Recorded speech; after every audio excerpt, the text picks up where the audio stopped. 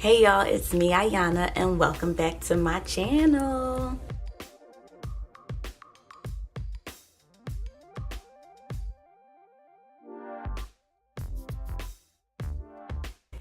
Hey, so today I am bringing you a very requested video and much needed about starting YouTube, becoming a YouTuber. What is it about? What are some tips and tricks? Girl, what do you think? Can I do it too? Y'all, be prepared. Like, I'm not even prepared to edit this video because I'm praying it's not longer than 15 minutes. I've been getting some requests from some friends, and I've noticed that a lot of my students back from home and some other people I know are interested in starting a YouTube channel, and they're asking me questions, or I've had a friend who actually started one, and I was like, oh, I just want to give her a little bit of tips and tricks because, you know, sharing is caring. Like, it's enough out there for all of us. Seriously, there's so many topics to talk about. So, you know, that's what this video is about. I am here to literally put it all on the table for you. And yes, of course, you can Google search, you can Bing search, you can Yahoo search, you can do whatever search you want to find out the nitty-gritty of starting a YouTube channel and getting your tips and tricks and questions answered. Because I'm sure we all know somebody that knows somebody that knows somebody that's a YouTuber. But everybody's opinion and perspective is different. So here's mine.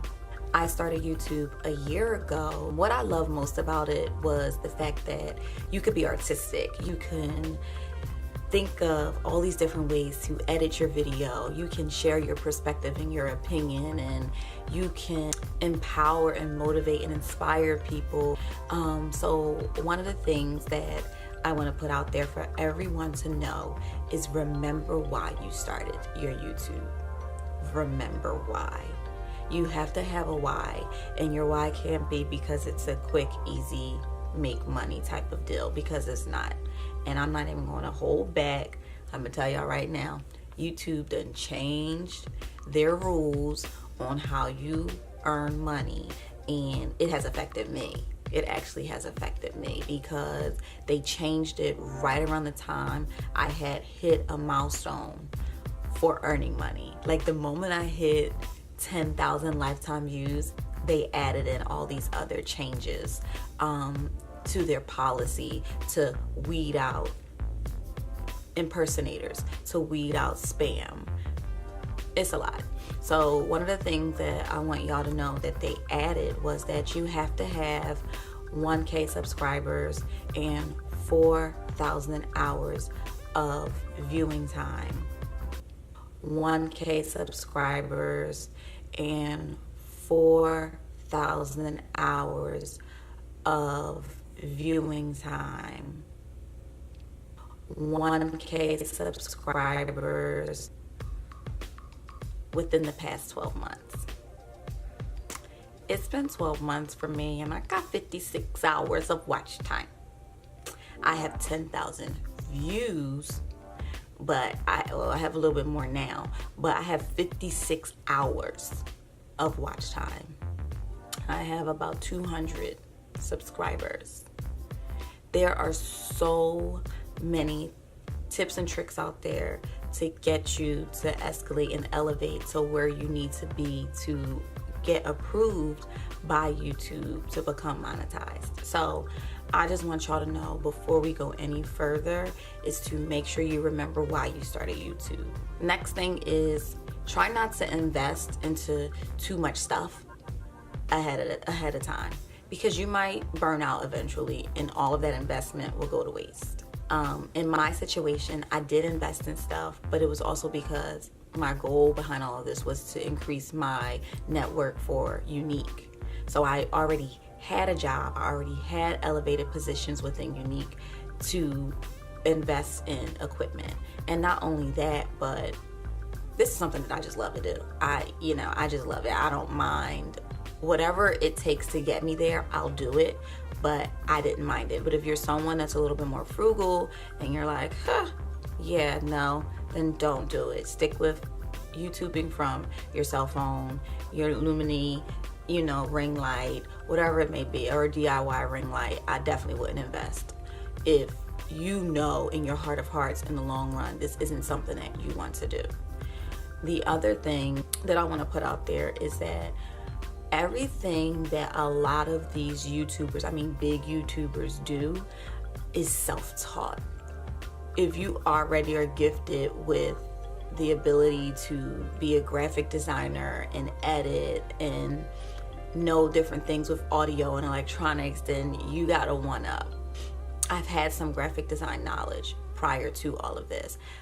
You know, DSLR cameras aren't new to me, so that was like my little one-up. But when it comes down to editing and things of that such, and just being creative for your channel to make your channel stand out, you definitely have to do your research on that. You know, knowing how to create a thumbnail, knowing how to get music so that you're not, you know, violating any copyright laws, knowing how to edit.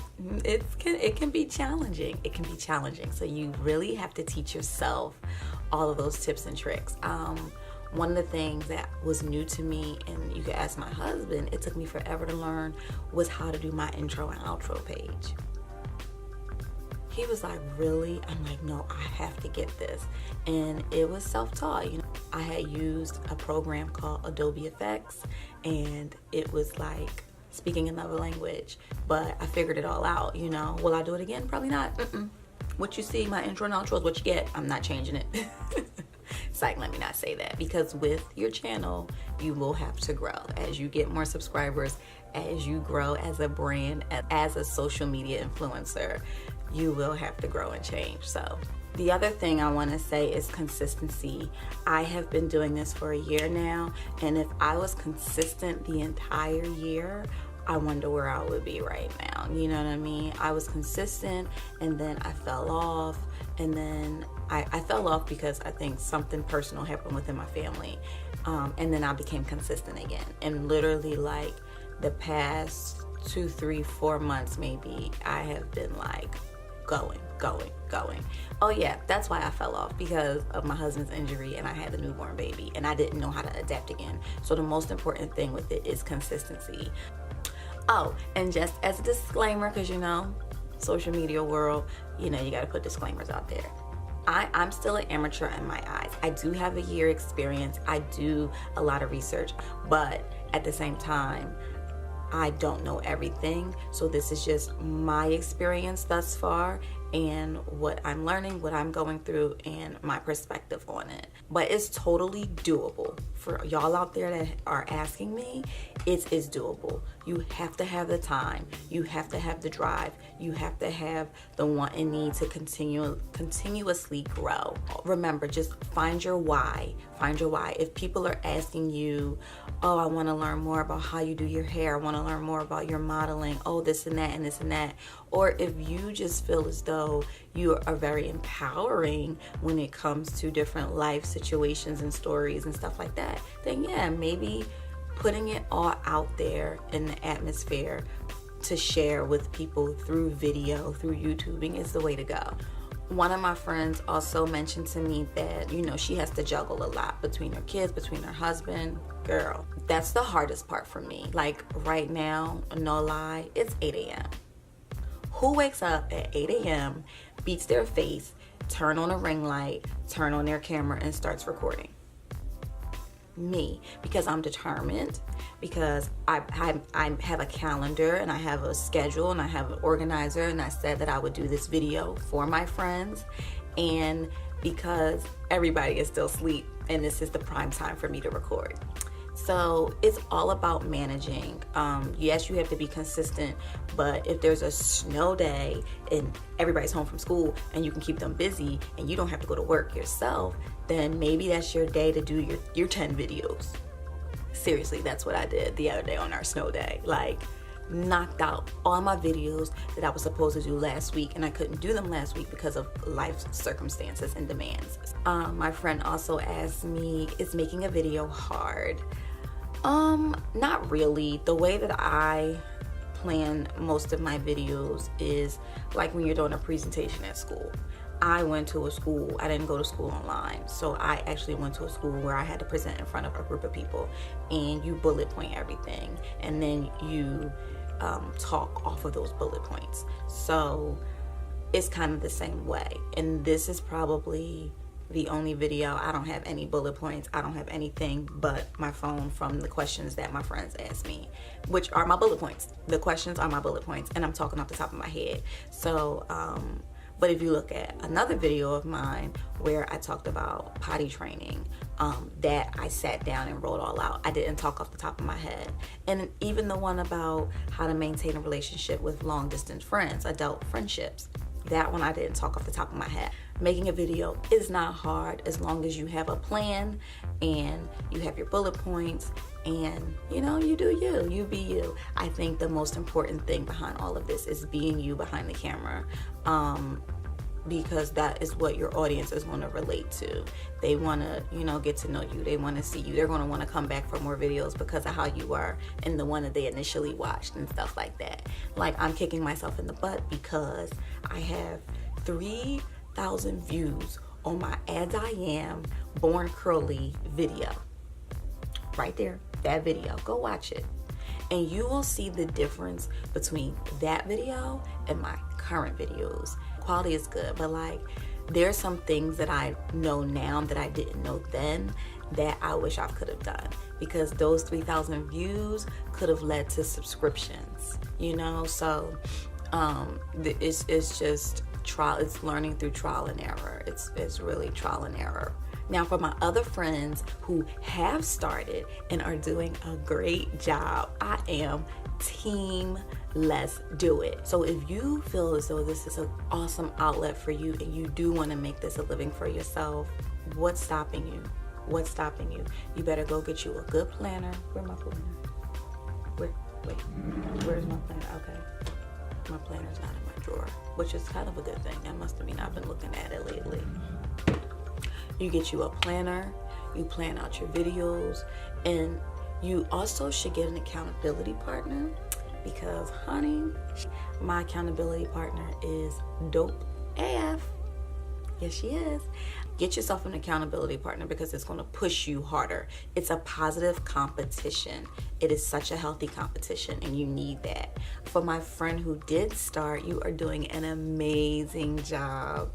I would just recommend giving yourself a little intro, letting us know who you are, and also letting your audience know to subscribe to you and to follow your social media handles.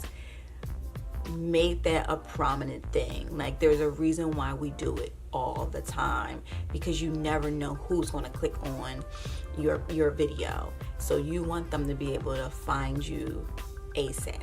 Make sure in your description you have all of your info. You have where to find you, emails. If you make it to the top and you want brands to start sponsoring you, you have an address for business, for brands to send, marketing materials or whatever it may be. But keep grinding, y'all. Keep pushing.